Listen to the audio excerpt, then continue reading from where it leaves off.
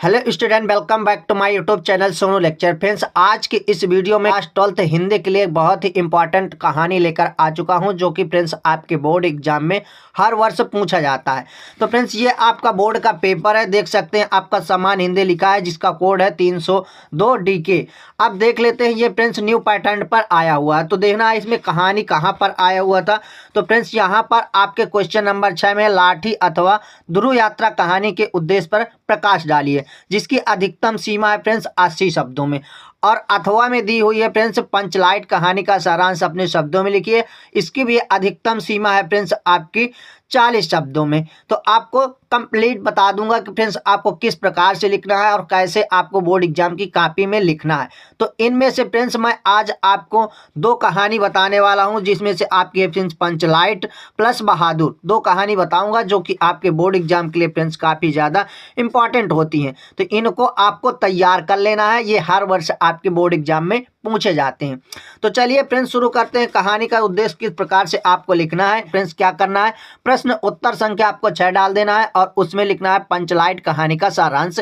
ये हेडिंग डाल देना है और इसको आपको कर लेना है अंडरलाइन। उसके बाद लिखना है पंचलाइट फणीश्वरनाथ रेड्डी जी द्वारा लिखित एक ग्रामीण जीवन पर आधारित कहानी है। पंचलाइट का अर्थ है पेट्रोमैक्स अर्थात गैस की लालटेन।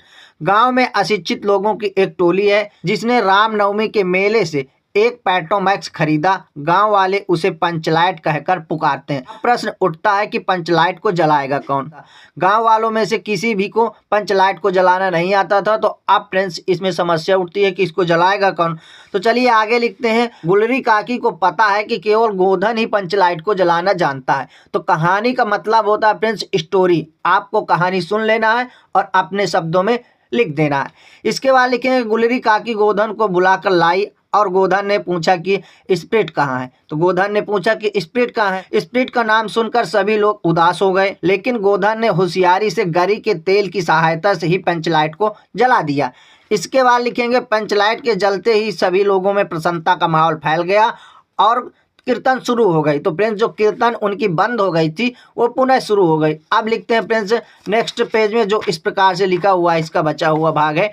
तो गोधन सबका दिल जीत लिया। मुनरी ने भी प्रेम दृष्टि से गोधन की ओर देखा और इसके बाद पंच लोग गोधन की सारी गलतियां माफ कर देते हैं और उसे पुनः अपनी टीम में शामिल कर लेते हैं। तो फ्रेंड्स पंचलाइट का उद्देश्य क्या था, लास्ट में आपको हेडिंग डाल देना है कि इसका मुख्य उद्देश्य क्या था। का मुख्य उद्देश्य ग्रामीण समाज की अशिक्षितता, अज्ञानता, अंधविश्वास आदि रेणु जी ने पंचलाइट के माध्यम से ग्रामीण सुधार की प्रेरणा दिया है। इसके बाद नेक्स्ट है फ्रेंड्स आपकी बहादुर कहानी का सारांश। बहादुर कहानी का सारांश शुरू करते हैं, जो कुछ इस प्रकार से।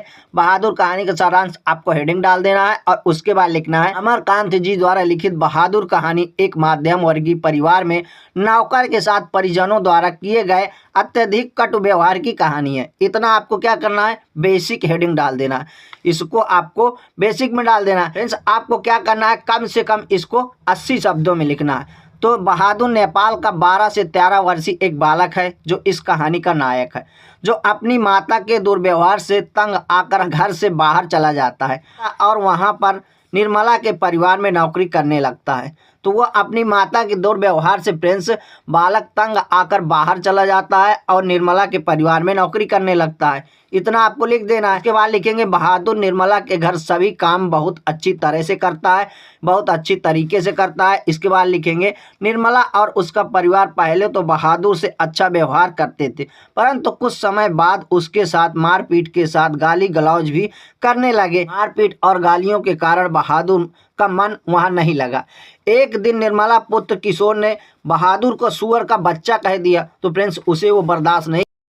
इसके बाद लिखेंगे नेक्स्ट पेज में है, जो मैं आपको बता देता हूँ। बहादुर इसे बर्दाश्त नहीं कर सका और अंततः वह अपना सामान छोड़कर चला जाता है। निर्मला के पति शाम को जब दफ्तर से लौटते हैं तो उन्हें पता चलता है कि बहादुर अपना सारा सामान छोड़कर घर से चला गया है। इतना लिख देना है। इसके बाद लिखेंगे निर्मला के पति और निर्मला को बहादुर की ईमानदारी पर बहुत विश्वास हो गया था। बहादुर को उपयोगिता देखकर किशोर और निर्मला घरेलू काम करने में कतराते रहते थे और बहुत ज़्यादा पश्चाताप करते थे।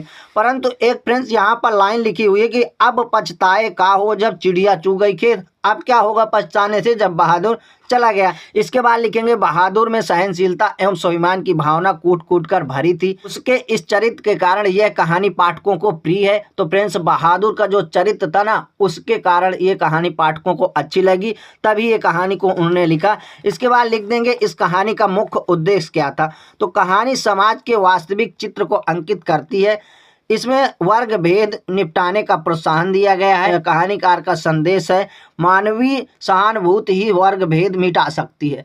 ये कहानी का फ्रेंड्स मुख्य उद्देश्य था कि आपस में जो वर्ग भेद है उसको मिटाया जा सकता है। तो इस प्रकार से फ्रेंड्स ये आपकी बहादुर कहानी का सारांश हो गया। मैंने लिख कर बता दिया है, आपको 80 शब्दों में लिखना है। और ये फ्रेंड्स आपका पंचलाइट कहानी का सारांश हो गया, जो कुछ इस प्रकार से मैंने लिख कर बता दिया है। अगर ऐसे ही आप लिखते हैं बोर्ड एग्जाम की कॉपी में, तो मेरी गारंटी है कि एक भी नंबर एग्जामिनर आपके नहीं काट सकता, क्योंकि मैं कंप्लीट लिख कर बताया हूँ। तो फ्रेंड्स अब मिलते हैं नेक्स्ट वीडियो में नेक्स्ट टॉपिक के साथ। तब तक के लिए जय हिंद, वंदे मातरम।